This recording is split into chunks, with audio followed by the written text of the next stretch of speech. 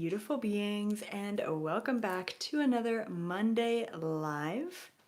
It's a bit echoey in here, so sorry about that. And I did something new with my eyes. I am not a big makeup person. I have no idea what to do with my hair, but I try.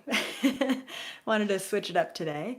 And I'm also a brand new age. I'm officially 31.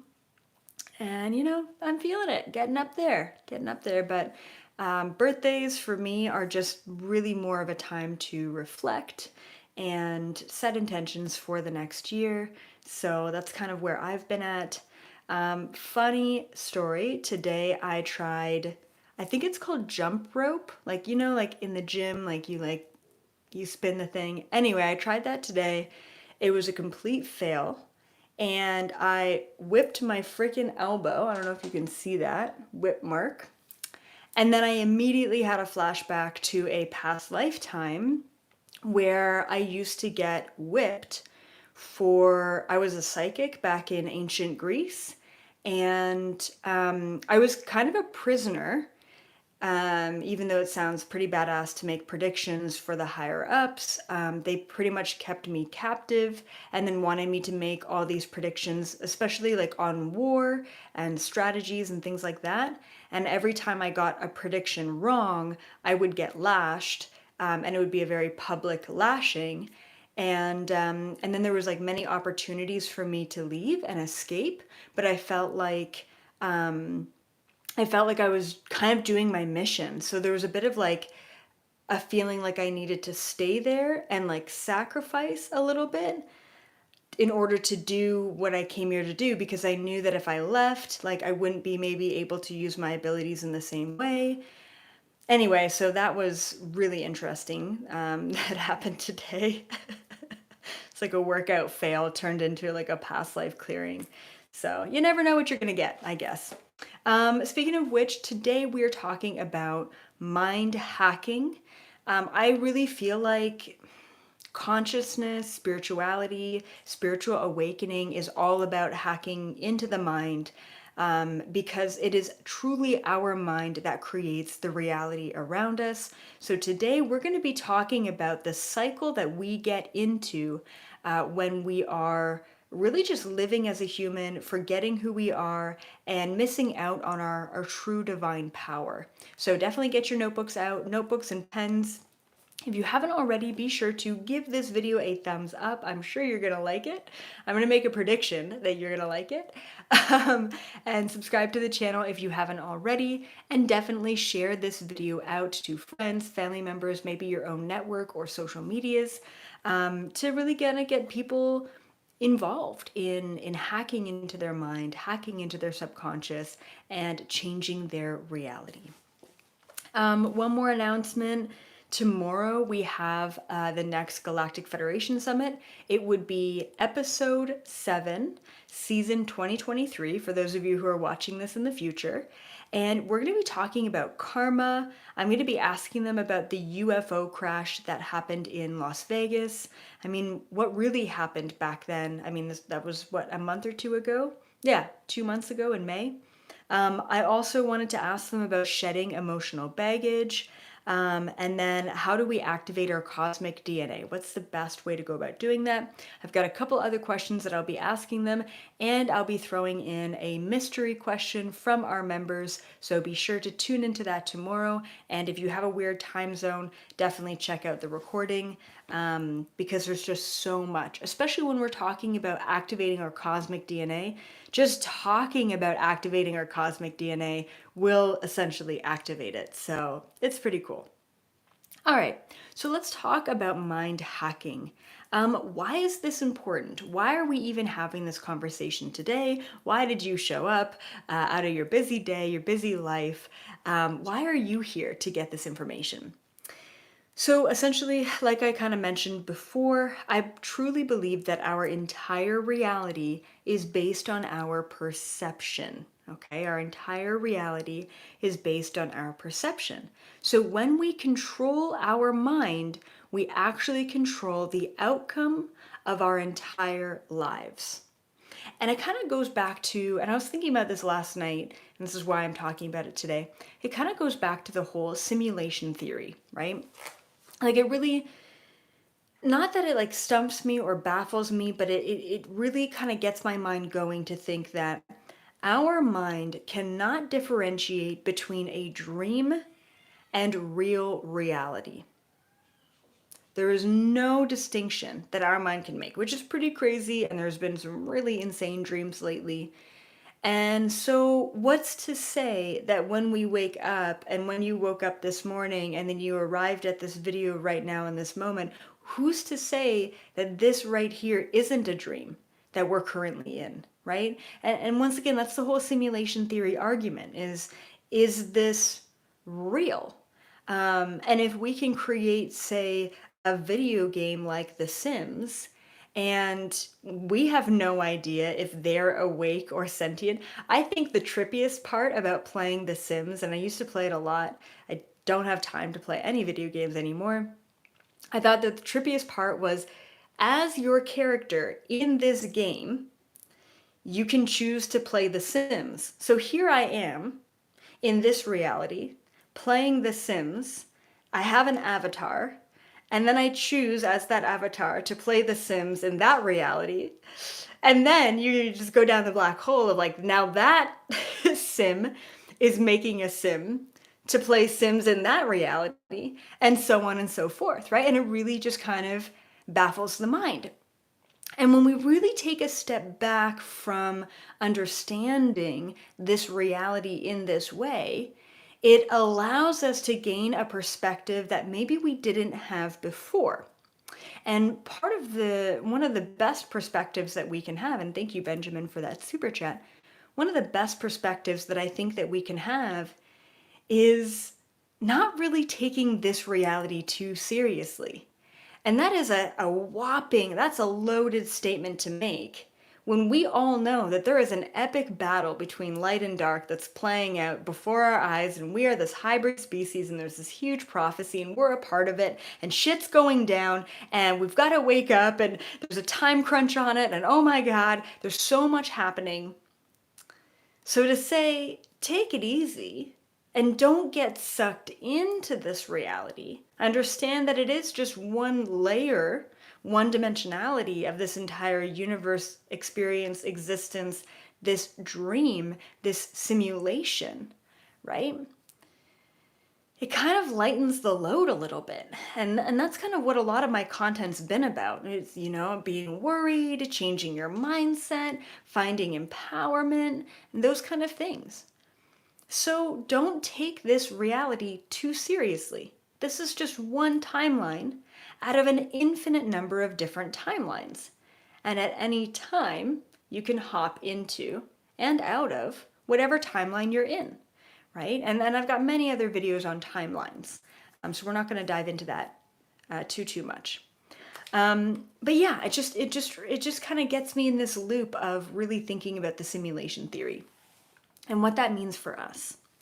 Okay, so I want to just kind of describe what neuroplasticity means. I did not get this definition from online. This is how I understand neuroplasticity. I'm not a neuroscientist. I'm not a psychologist. This is just how I perceive it. If I'm totally wrong, sorry about that. Take everything I say with a grain of salt. Take this entire reality with a grain of salt. So my understanding of neuroplasticity is that it is the ability to change the way that our brain works at any age. And this is really, really important because for a very long time,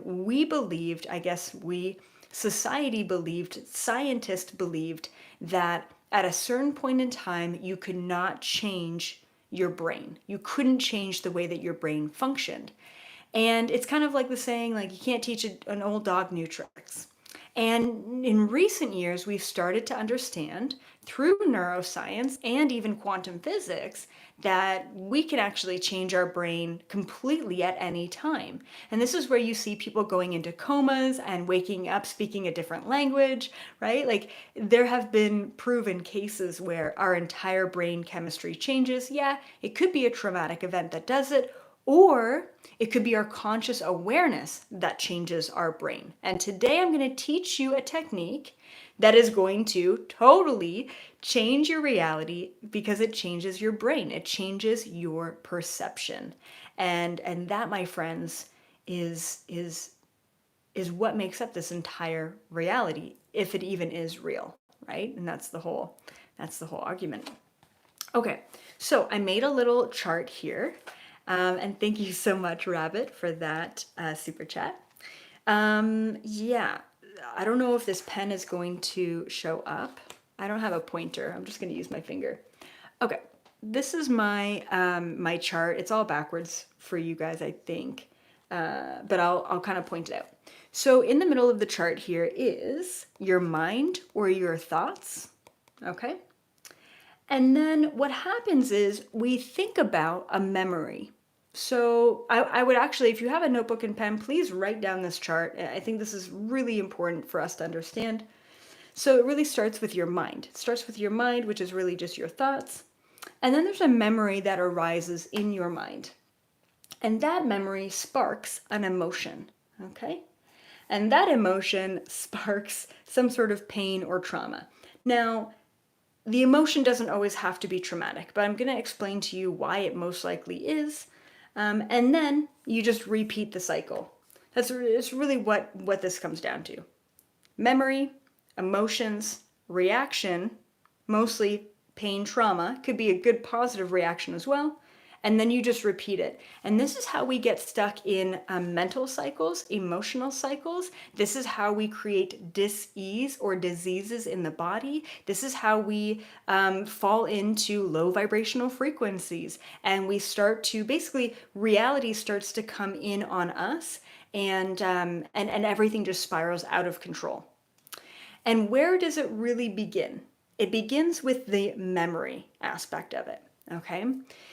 Now, in so many ways, memory is an illusion. And the reason why I say that memory is an illusion is because it has been proven, I believe, by neuroscientists, that when we remember something, we are simply remembering the last time we remembered that thing. The closest to a memory or a real memory that we can get is re-experiencing the same thing at a different time. So for example, like there's a painting on the wall here, or this picture behind me, right? So say for example, I see the picture or I see the painting, and then I go away for 6 months and I think about the picture or the painting and I remember that picture, okay?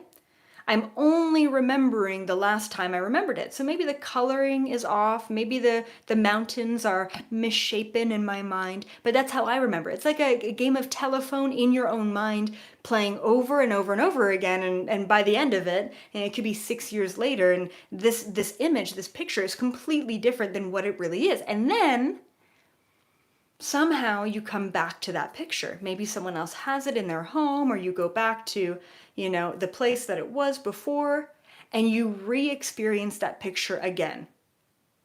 That's the closest thing that we can get to the memory of it, to the reality of it.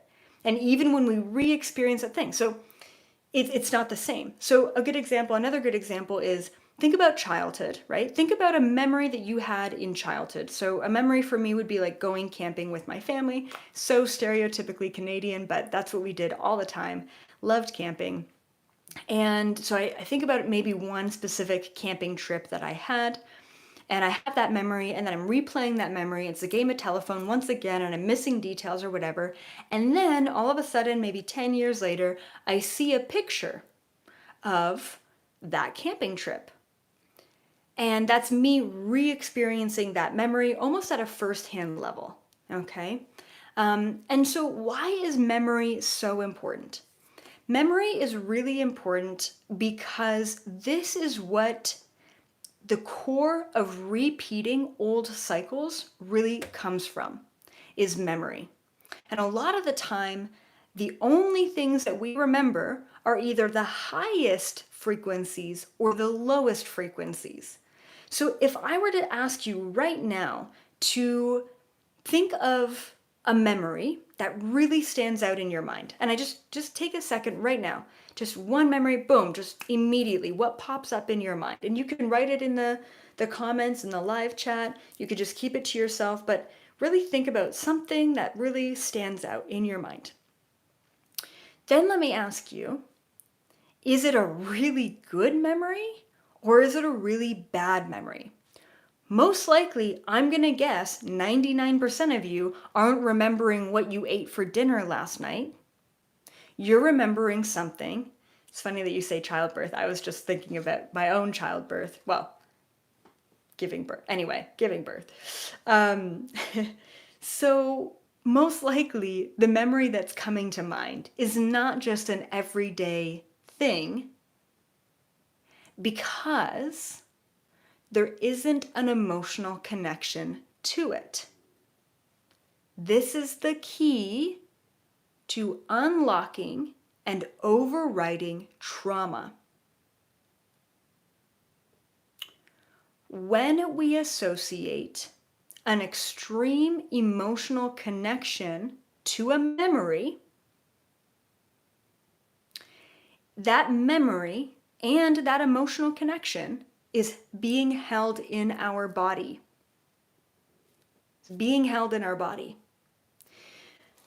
It's like having air in a balloon and you haven't let the air out yet. And you need to. You don't want a bunch of balloons hanging around, right? Because what happens in life, if you were a house and every memory that you had with an extreme reaction to it or emotion to it was a balloon, and you fill up your whole house, you fill up your whole body with all of these emotional balloons, what happens is you have no space within you to have any sort of other real connections, because you're living within memory, you're living in the past, you're living filled, you're full, your capacity is all filled up. And this is when we get into a state of reaction, of trigger, of projection, of attachment to identity and addiction. This is what leads us down this path, is when we're so full of all of these memories, of all of these emotions, things that you don't usually think about on a day-to-day basis, but they're there. You have not released them. So we stay stuck in the same cycle over and over and over again. Why? Because it's safe.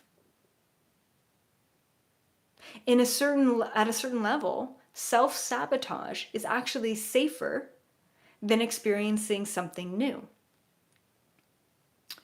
And that's when we get stuck. And that's when we start to spiral. And that's everyone. That's a human condition, right? Of the mind. So once again, memory then creates emotion. Emotion then creates reaction, whether it be positive or negative. Most of the time, what we really want to let go of is the pain and the trauma reaction. And over and over and over again. Okay. So now I want to talk about, kind of in the same vein here, physical sensation. Physical sensation. So my favorite way to describe physical sensation being an illusion, and once again, it goes back to kind of the simulation theory understanding, is a pinch, okay? I was thinking about today, like the freaking whip on my arm. But no, think about a pinch. So pretend I'm beside you, and I'm like, hey, Steve, nice arm you have there. And I go and I pinch your arm, right? And you're like, yay, why would you do that? Why would you pinch my arm, right? And okay, cool. Don't worry about it. And then you're like kind of off in your day and you're doing something else, and I pinch your arm again. This time you're not paying attention to it. This time you don't see it coming. But I pinch your arm with the same sort of velocity, strength. I don't know. It's the exact same pinch. And yet the second pinch is more painful than the first. So for me, I've spent a lot of years thinking about pain and reaction to pain and how pain can feel different even if it's the exact same sensation. And the reason why physical pain or physical sensation can feel different, even if it's the same, is because we are perceiving it differently. It comes down to our perception.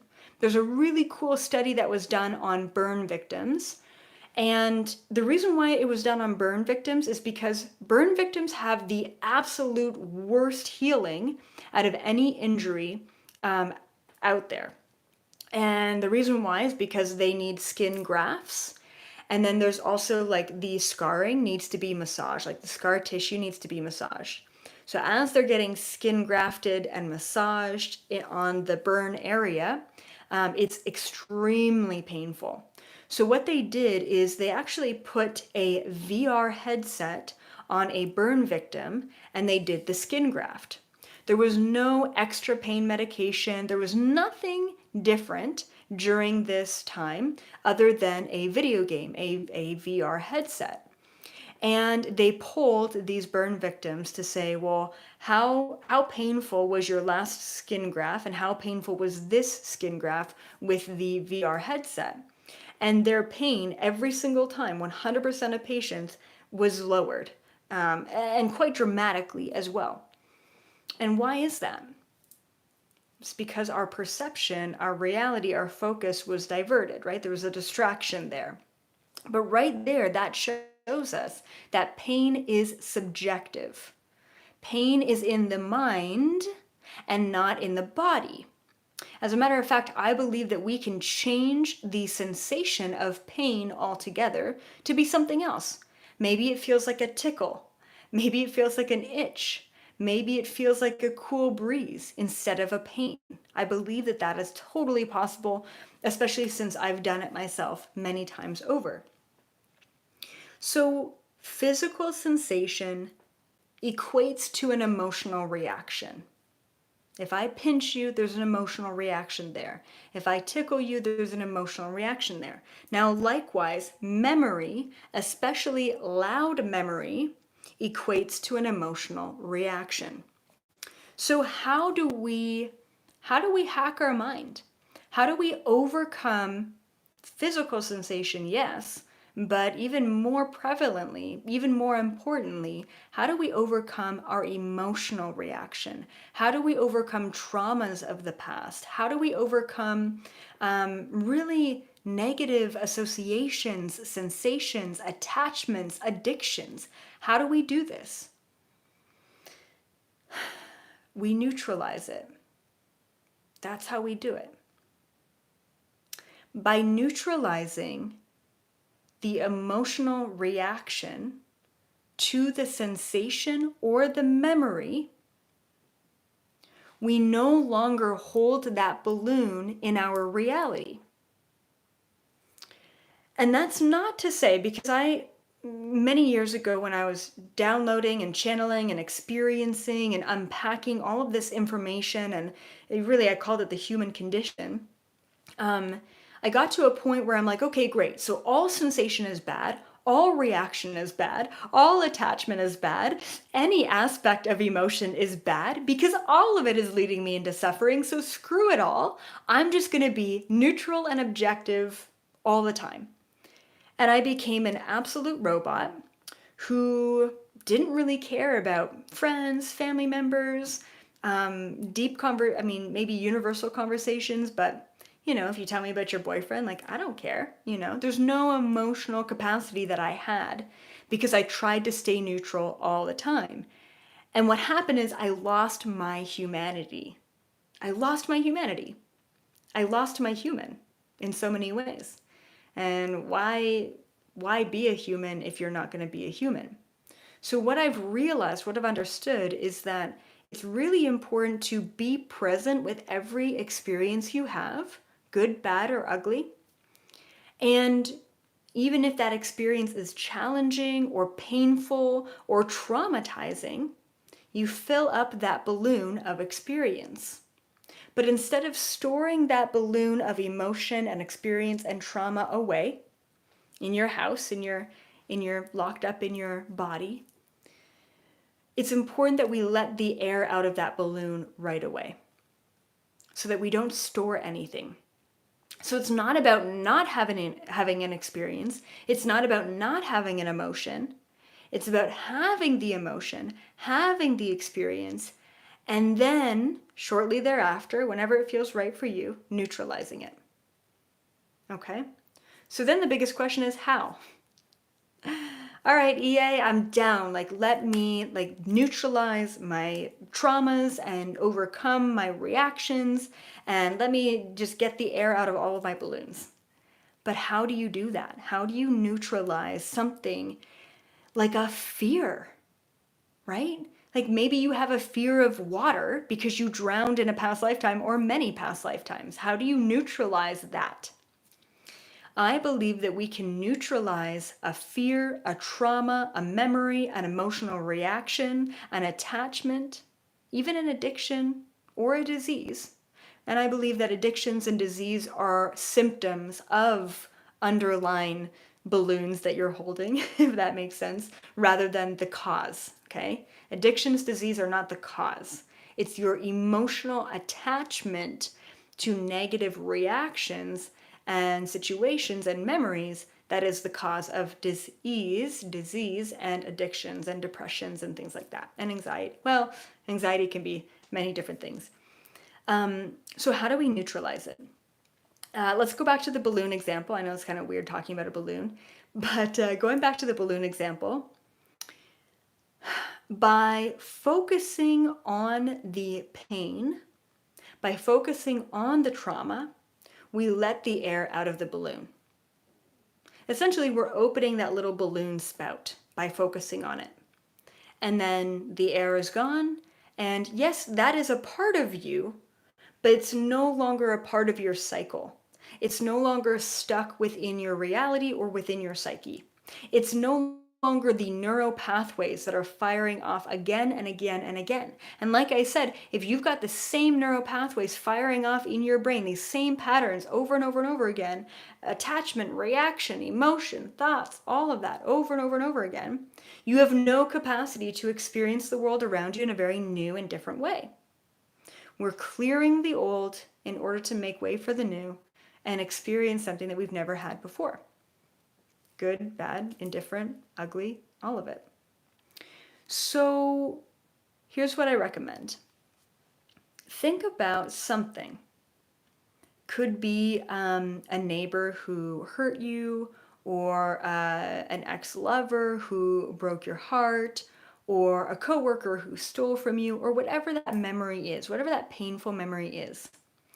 And instead of eating that extra bag of chips, instead of, jogging 5 miles every day, instead of buying really nice clothes to distract yourself, right? Instead of watching a bunch of TV to distract yourself from that memory, because that's what we do. That's why we get into addictions and things, because we're not dealing with the core. Instead of doing all of that, I want you to focus on that memory.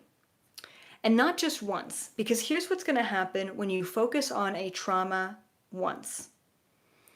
You relive the trauma that maybe you've been avoiding or stuffing down, and the anger, the resentment, the fear, the shame, the guilt, the embarrassment, all of the emotions that you have been trying to stifle down and repeat in this cycle, all of those emotions come up again. And the immediate thing that we want to do when all of those emotions come up again is fucking run from them. Fight or flight. We want to kick their ass or we want to run. What I recommend is you feel all of those emotions.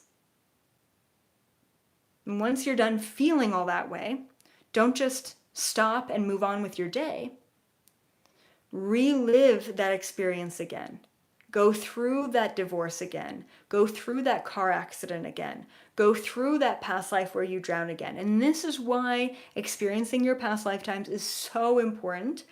I think in a quantum world, we don't necessarily always have to re-experience the way that we had to before, but I highly recommend a past life regression to anyone and everyone. Just like me whipping myself and then having that flashback.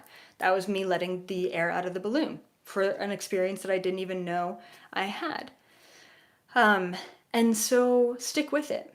Sometimes we have to replay a trauma, especially if it's ingrained, 50 times, 100 times, 200 times. You can't just overcome something so deep and so ingrained, especially if you're older and you've been repeating these patterns for a while, the neural pathways for a while. Think of it as a path that you walk over and over and over again.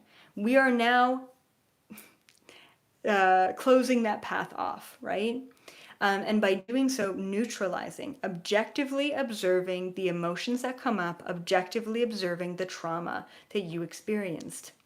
Observe it over and over and over again. What you're going to find is the guilt, the shame, the embarrassment, the fear, the reaction, the anger, all of the emotions. It'll take a little while sometimes. Sometimes it happens right away. They get less and less and less and less and less and less and less intense, to the point where it's no longer a balloon that's blown up in your house. Yes, that experience will always be a part of your soul, but you don't have to relive it every day. You don't have to run from it every day. You've learned from it, you've observed it, you've taken it for what it is, and you've moved on. And that's a beautiful thing, right? Objective observation of the emotional reaction will help you overcome something every single time. Okay, now I do want to mention something, okay?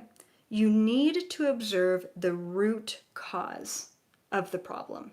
So, for example, if you're like, okay, well, I smoke cigarettes or I drink alcohol or whatever it may be, and I want to overcome this addiction. And no matter what I've done, I haven't been able to overcome smoking cigarettes.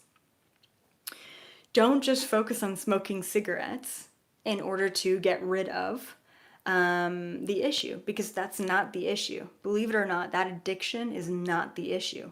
That's the cause of the issue. You having some sort of health crisis or disease is the cause of the root issue. It is not the issue itself. Society, doctors, whatever will tell us that that's the issue and that you need to cover that issue up with pharmaceuticals or whatever, right? Or self-help groups, which is fine. And all those, there's pathways for everyone. But like I was mentioning before, smoking is actually your method of disassociating, right? So why are you disassociating? Why have you created some sort of dis-ease in your body? When did that get started in your life? Oh, it was after a 4-year long terrible relationship where I got abused, and then all of a sudden I had a tumor, right, in my gut, or whatever the case may be, right? The tumor isn't the issue. Go back to the root cause. You will not be able to neutralize anything or clear space if you're not focused on the root cause. Why are you smoking? Why do you have disease? Why do you have health complications? Why do you have a lack of financial abundance? Why is there that disassociation? Okay? Go to the source. It was the divorce, and that causes me pain, but I try and cover up that pain by doing something else, or what have you. So, once again, we are powerful, incredibly powerful beings who have the ability to override and rewrite our entire reality just by focusing on it in a different way. And so this is what I really want to pose to all of you. Take this week to focus on some of the most painful aspects, the painful memories of your life, and objectively observe them. Allow the emotion to come up. Feel everything that that emotion has, but don't just leave it off there. Follow it up by observing it again. Replay that situation, replay that memory over and over and over again until it no longer has to have a place in your current present reality. Freedom of the cycle allows us to have a present moment focus to manifest. If all of your space is being taken up by the past, then you have no space, no energy, no conscious awareness to focus on what you want for the future or what's happening in the present. Okay? Remember that transmuting the mind means that you get to transmute your reality. And as always, please be sure to give this video a thumbs up, subscribe to the channel if you haven't already, smash that share button. I don't know, that sounds awkward. And I'll see all of you at tomorrow's Galactic Federation Summit. I am very excited for this one, especially since it's my birthday month. So it's always nice to tune into them and get activated by the Galactic Federation. So keep up the good work, everyone. You are not alone. You are definitely seen, and you're here for a reason. And I want to remind you of that. As always, I will see you in the new Earth frequency. Bye for now.